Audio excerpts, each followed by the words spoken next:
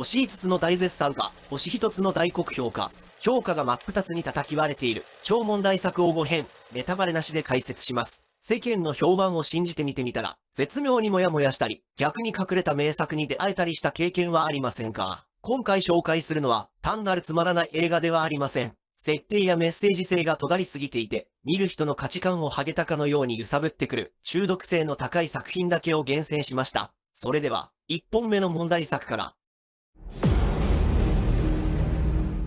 それでは、1本目の問題作をご紹介します。2025年に配信が開始され、その奇抜な設定から世界中で大きな議論を巻き起こしたドイツ発の密室サスペンス映画ブリックです。この映画、とにかく最初の5分間のつかみが天才的なんだよね。目が覚めていつも通り窓の外を見ようとしたら、そこにあるはずの景色が消えていて、目の前が真っ黒な壁になってるんだ。窓だけじゃなくて、玄関のドアを開けても壁ってことですか？部屋の中に完全に閉じ込められちゃってる状態。その通りです。さらに恐ろしいことに、インターネットも電話も一切つながりません。電力や水道といったライフラインも徐々にストップしていき、外の様子を伺う手段が完全にゼロになってしまいます。そう、主人公のティムたちが住んでいるのはアパートだから、他の部屋の住民たちも全員同じ状況なんだよね。最初はみんなで協力して脱出しようとするんだけど、時間が経つにつれて食料もなくなって、どんどんお互いを疑い始めていく。このじわじわ来る心理戦が本当にリアルで面白いんだよ。シチュエーションスリラーとしてのクオリティは非常に高い本作ですが、レビューサイトでは評価が綺麗に二極化しています。まさにここからが、この映画が超問題作と呼ばれる理由です。ああ、なんとなく読めてきました。もしかして、映画、キューブみたいに、結局この壁を、誰が何のために作ったのかが、はっきりわからないまま、終わっちゃうやつですか？大正解。映画のラストにかけて驚きの展開はあるんだけど、全ての謎が親切に説明されるわけじゃないんだよね。あの描写にはこういう意味があったんじゃないのかって、見終わった後に自分で答えを探す楽しさがある映画なんだ。ミステリーとしての完璧な答え合わせや爽快なハッピーエンドを期待する視聴者からは厳しい声が上がっています。しかし、あえて残された余白をあれこれ考察するのが好きな方にとっては、これ以上ない極上のごちそう映画と言えますね。まさに見た後に誰かと朝まで生討論したくなる一本だね。さて、この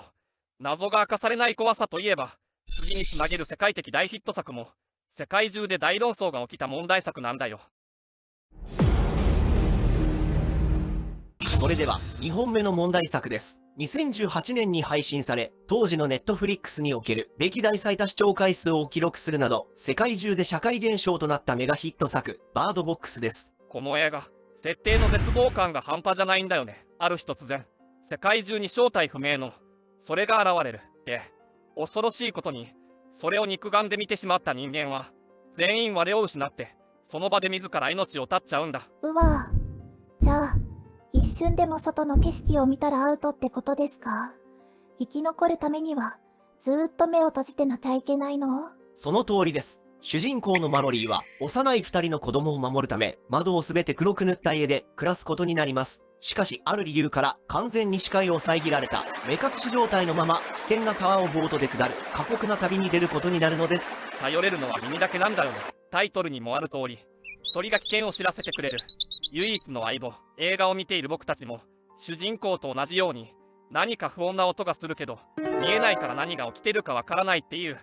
極限の恐怖を疑似体験できるのがこの映画のすごいところ。圧倒的なスリルで全世界を熱狂させた本作ですが、実は公開当時からラストの展開をめぐって視聴者の意見が真っ二つに分かれ、大論争が巻き起こりました。あ、もしかしてこれ、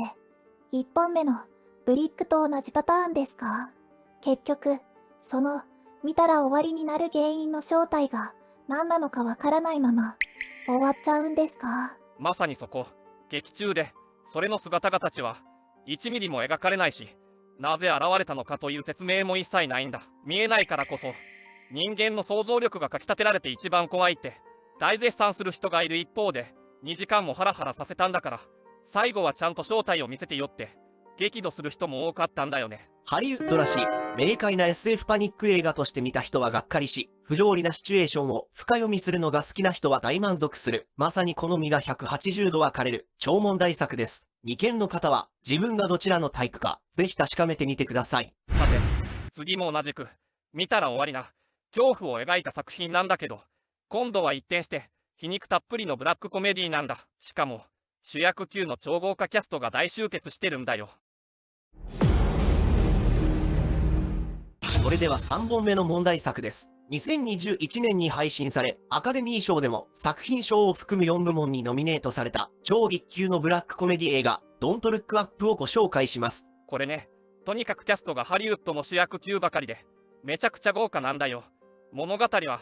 レオナルド・ディカプリを演じる、天文学教授たちが、半年後に地球に激突する、巨大な彗星を発見しちゃうところから始まるんだ。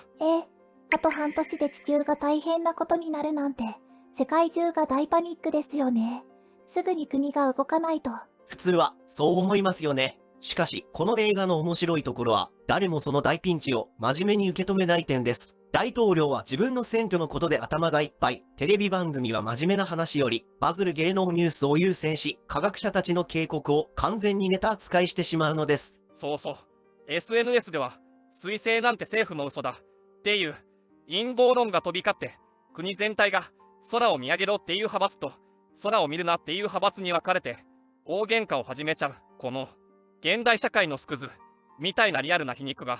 最高にキレキレなんだよね。現代の政治、メディア、そして SNS 社会を痛烈に笑い飛ばす傑作として大絶賛された一方で、この作品も見る人によって180度評価が分かれる超問題作となっています。コメディなんですよね。でも、みんなが現実から目を背け続けた結果、最後はどうなっちゃうんですか？まさか、本当に？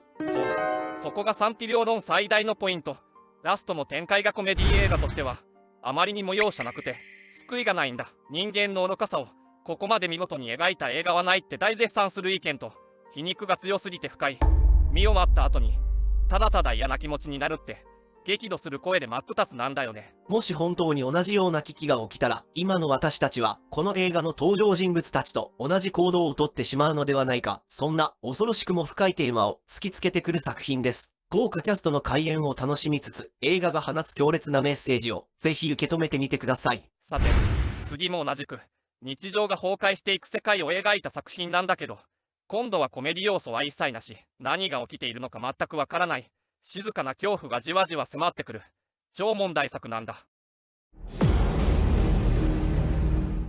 それでは、4本目の問題作です。2023年に配信され、バラク・オバマ元アメリカ大統領夫妻の制作会社が手掛けたことでも大きな話題を呼んだ、不穏度 100% のサスペンス、終わらない週末をご紹介します。これも、ジュリア・ロバーツやマハーシャラ・アリといった実力派の超豪華キャストが集まってるんだよね。物語は、ある家族が都会の喧騒を離れて、田舎の豪華なレンタル別荘で週末を過ごしに来るところから始まるんだ。でも、ここで突然、ネットもテレビもスマホも、すべての通信が繋がらなくなっちゃう。よくある電波障害かと思いきや、ここから不気味なことが起こり始めるんですね。その通りです。夜中になると、その別荘の本来の持ち主だと名乗る見知らぬ親子がやってきて、街で大停電が起きているから、ここに泊まらせてくれと言い出します。さらになぜか庭に大量の鹿が集まって、こちらをじっと見つめていたり、不気味な爆音やサイレンが遠くから聞こえたりと、不穏な出来事が次々と連鎖していくのです。この映画の一番恐ろしいところは、前作のドントルックアップみたいに巨大な隕石が来るぞっていう明確な原因がわからないことなんだよね。何者かによる大規模なネットワークの妨害なのか、あるいは別の何かか。登場人物たちも僕たち視聴者も世界で一体何が起きているのかがわからないまま、静かに日常が崩壊していくんだ。終始流れる不気味な BGM とじわじわと追い詰められる心理描写は、映画ファンから今年最高のサスペンスと絶賛されました。しかしその一方で、この作品もラストの展開によって、世界中で凄まじい大論争を巻き起こすことになります。ちょっと待ってください。1本目のブリック、2本目のバードボックスときて、これもしかして、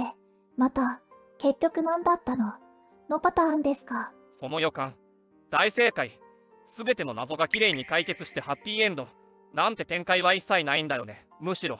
ある登場人物のある行動によって、ものすごく皮肉でシュールな形で物語の幕が閉じるんだ。だから2時間以上もじらしておいて、このオチはひどすぎるってブチギレる人が続出したんだよ。ただ、この作品が描いているのは、もし本当にインフラが完全にダウンしたら、人間はどれほど無力になり、あっさりと互いを疑い始めるかという、リアルなシチュエーションです。映画としてのスッキリした答えを求める人には、酷評されやすいですが、現代社会への鋭い風刺として答えがないこと自体が恐怖、と捉えられる人には、深く突き刺さる超問題作です。これまでの4本も、相当な問題作だったけど、最後に紹介する作品は、まさに現代進行形で、ネットフィリックス界隈を揺るがしている、